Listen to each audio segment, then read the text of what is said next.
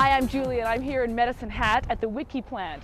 I've managed to track down the president of Wittke, Patrick Ross, and he's going to take us on a tour of the plant today and let us know what makes Wittke products unique. So let's go get Pat. Julie? Mr. Ross. Change of plans? Sorry. What? Already? It's nice to see you. I'm sorry. Excuse me. I'd like you to go to Kelowna. What's in Kelowna? We have a factory in Kelowna. Used to build truck parts. Okay. Now it builds Wittke parts. About 200 people working over there. Donnie Siebert's been with us a long time. He will be your manservant as you're over there. Okay. He'll show you what you're looking for. All right. I want you to go through all the sub-assemblies, the arms, the rear doors, the front headers, the canopies, all those bits and pieces. The start. The bits and pieces that make the whole unit don't get done here anymore. They get done in our Kelowna facility. Okay, well, so, how awfully kind. Thanks. Poke around, no problem. Enjoy yourself. Enjoy the fruit of our labor. Okay. And I'll see you in a couple days. Perfect. I'll be back. Pat. Thanks, Pat.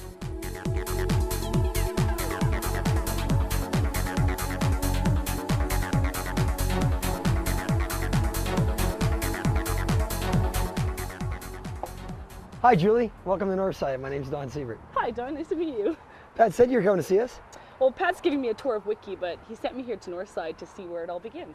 Great. Well, let's go inside and I'll show you what we do. Great.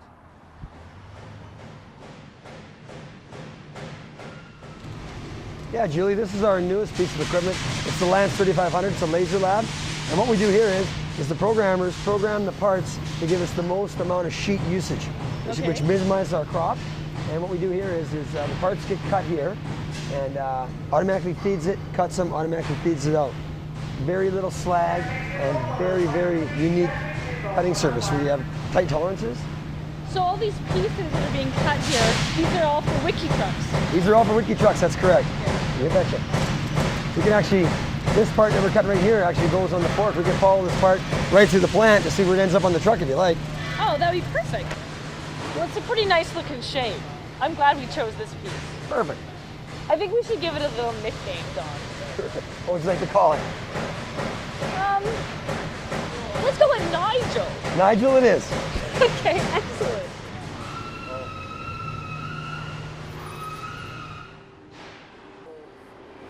Hey, here's the tool shop. This is Nigel's next destination. Let's go see what he's doing. Okay. This is where we perform the functions that require tight tolerances. Tight tolerances. Okay. Oh, there's Nigel. In Nigel's case, we're machining out a hole here that's 1.25 inches round. Okay. That is plus 2/1000 of an inch minus nothing. Okay. Basically, you're making the hole so that the laser's not capable of cutting that accurate of a hole. Oh, okay. So these machines are capable of making very tight tolerances.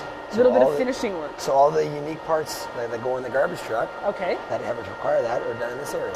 Okay, excellent.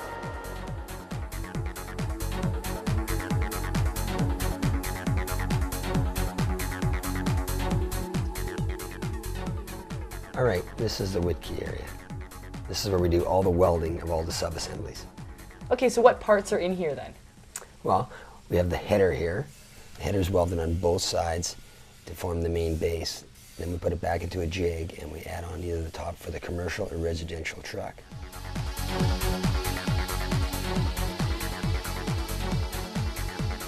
This is a fork assembly area. Oh, hey, there's Nigel. I recognize him. Yeah, this is where Nigel ends up at the end of the day. This particular product is on the front of the front loader trucks, which picks up the can and dumps it into the roof of the truck and then puts it back on the ground.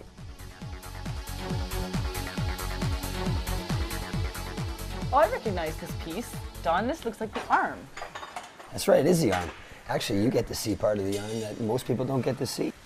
As you can see, all these little pieces in here is what makes the arm so structurally sound. In the next station, after all the inside pieces are welded in, they put the top on. Then they weld both sides solid.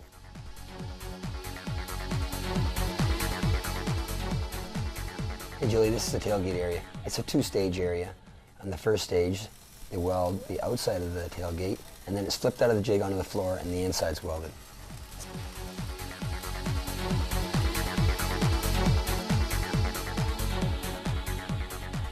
Here we have the access doors. These are welded up in this station, and in the background is the packer blade area.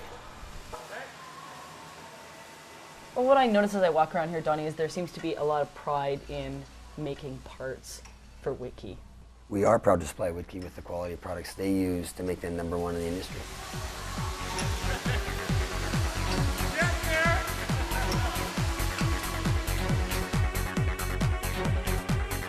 Well, Jay, this is where we build Wittke's oil tanks.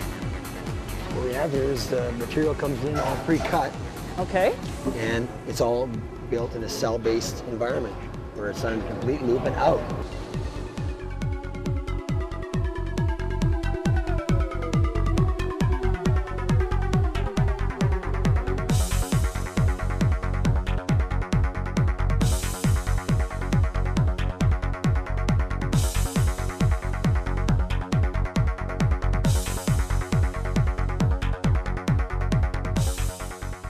This is the TIG station. This is where we weld all the flanges on the tanks. The reason we do this is it's a better weld, less chance of leakage, and besides, it looks good.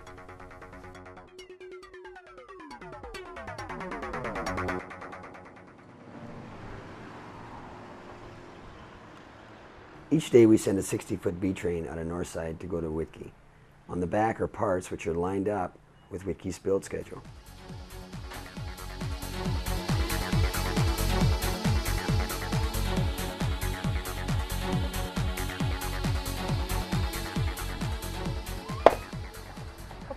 Don. I really appreciate it. I feel like I know much more now what happens. Well, great. And for you coming out here, we'd like to give you a token of our appreciation. Thanks, it's cool. Thank you. You're welcome. So I'll send you back to Pat now, and make sure you say hi to all those folks about us at Wittke. Okay, great. Thanks again. Bye-bye. Bye.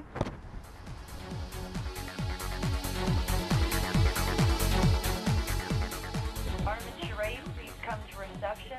Armin Sheree, please come to reception. Pat Ross. Yes? I'm back. Julie, you made it back. I'm back with an apple for you. Donnie didn't steal you. Thank you very much. No. Is it one It's apple a or a Kelowna box apple. of apples? No, I could just swing the one, Pat. Okay, grab your hat.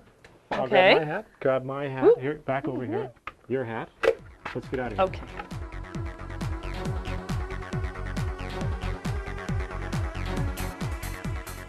Julie, just before we get outside, as it's still cool this morning, wanted to show you a little bit of what differentiates Wittke from what we think our competitors do.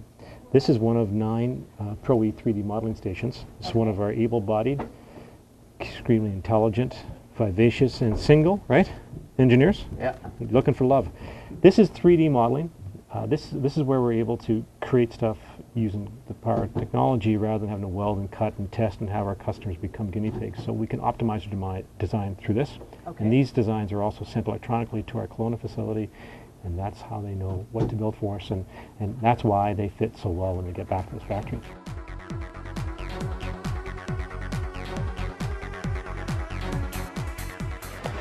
Problem number 1 when you have equipment, electrical. Okay. Everybody hates electrical. When it rains, your car breaks down, everybody hates electrical. Right. So what we've got here is our secret weapon. You can't hear these two guys, but if they were to actually be picked up on the mic, you'd hear a very strong, obnoxious English accent. Right. We have a secret weapon next door. We've got a huge British military base. Highly trained, technically superior guys. They run helicopters and tanks. These guys have come over here to work with us after they've had hopefully an honorable discharge. Just nod your head. Yeah, honorable discharge. And they designed our wiring system to be bulletproof. So it's crimped, it's soldered, each wire is individually numbered every 3 inches. And the customer, even if he doesn't know anything, can dig into it pretty quickly and have a clear understanding of where things meet. Okay. Blueprints, testing, everything's pre-tested on the bench. I asked these guys, what's the most important part of what makes our electrical system better? Right. And they give me that classic answer, people. And in fact it is, it's people. And then a couple guys walked by and said it's placement, it's where the stuff sits. Okay. We're utilizing some other companies as well that do industrial wiring. Okay. So anything that even we get done outside of the plant, looms, we still test every one of them here. Okay. Okay. So that's electrical. We'll get on to something way more interesting with way more interesting people. Thank you very much, guys. Yeah.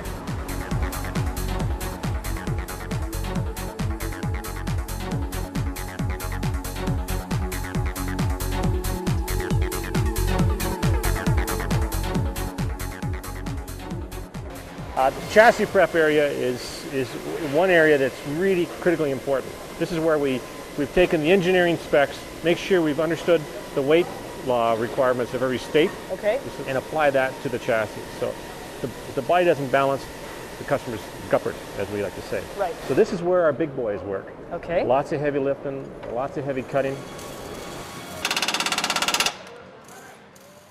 You don't want to mess around with the frame, you want to do it properly. Imagine a Lego block.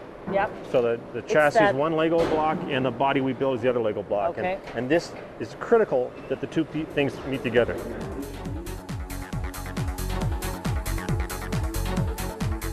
One of the challenges that we've had is we're always seem to be in a state of construction. So this yet again is, we thought this was going to be the end of it all, and our no good rotten customers keep on ordering more trucks. So we're forced to build yet another building. So as this one gets buttoned up, we're actually clearing space and we're building yet again. And ultimately, this last construction, secondary to this one, is going to actually join the whole complex together. So where we were on two different properties working in parallel, we're actually going to be all under one roof.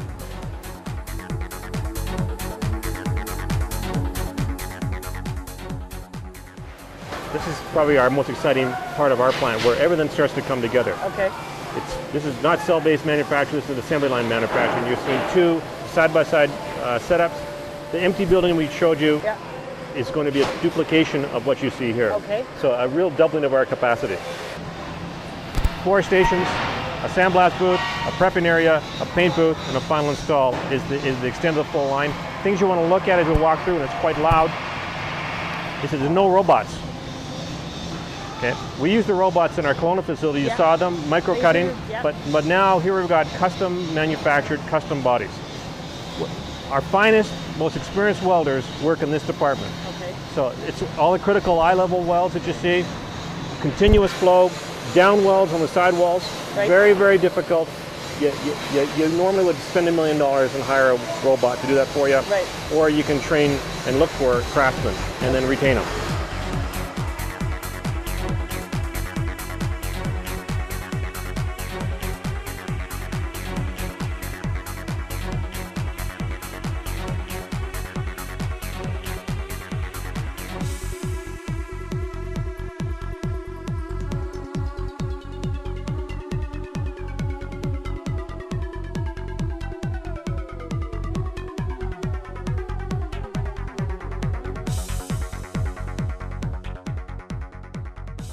So what we've got here are hydraulic tanks that we started producing in our Kelowna facility, which builds aluminum fuel tanks for the Class 8 truck people. Then we have a plant in I saw them. Virginia. Beautiful.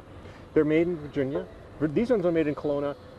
We introduced the cylindrical aluminum tank to the industry, and it's becoming almost a standard. TIG weld. TIG weld, very good. And I what does TIG remember. stand for? Tungsten inert gas. Okay. Okay. Tungsten inert gas. Tungsten inert gas. Okay. So you don't have any oxidization. That's why it's such a clean weld. So let's go and take a look at some of our hydraulic tubing. Okay.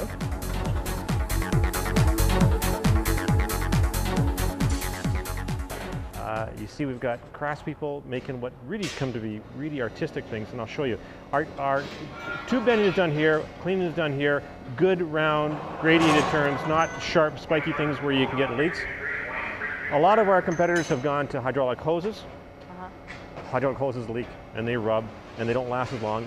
We try to hard plumb, and we hard plumb both on our garbage trucks and our sweepers. Everything custom designed, set of blueprints for every one of these things. Craftsmanship is what I see here. This is stuff you can't do by computer because each one is custom to every customer's unique requirements.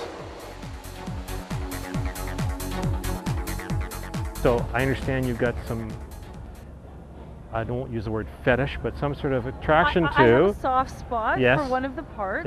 Yes. Young Nigel. Young Nigel. Nigel was obviously trained in the outback of Australia because he breeds like a rabbit. And there's Nigel.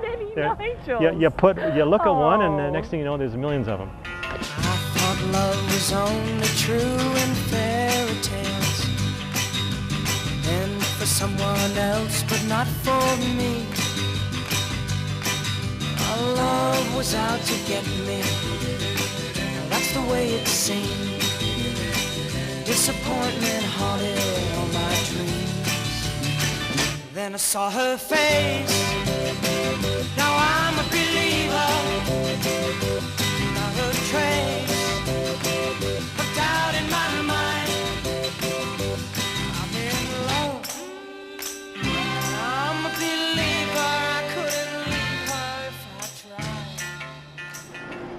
I'm looking through the sandblast booth, we're looking through the sandblast booth at the very last stage of the production line. It's really critical that we create not an acid dip, but a mechanical bond for the primer to adhere to, and then we use a chemical bond for the paint to adhere to. We'll check until when we're confident that we have the right mechanical profile, we'll pull the thing out, get it prepped up, wrap tape around the spots that we don't want to have painted, run it into the paint booth, and put a prime coat on. Then we're going to back it out of the paint booth, back in the same area, and what you're seeing here is the truck getting ready to go get primed. It'll come back in, and then we'll hand sand the primer. Kind of goofy. It's something that most people don't do. It adds hundreds of hours, but what it does is it gives us that 3D, that deep gloss that our customer likes so much. Our belief is that if our customers, users, the drivers, like the look of their truck, they'll take better care of the truck.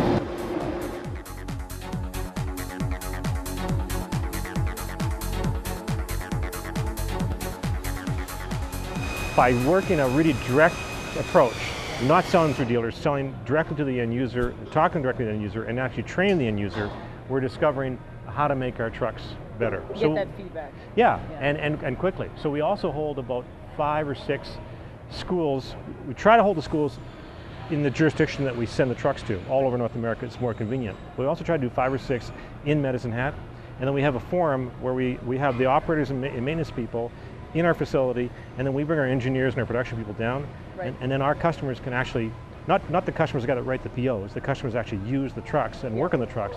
They get to actually tear strips off of our people and have them tell them why. We call it the 5 whys. Why did you do that? No, why did you do that? Why did you do that? But the 5th why, they tend to get the answer, and we get lots of changes happening.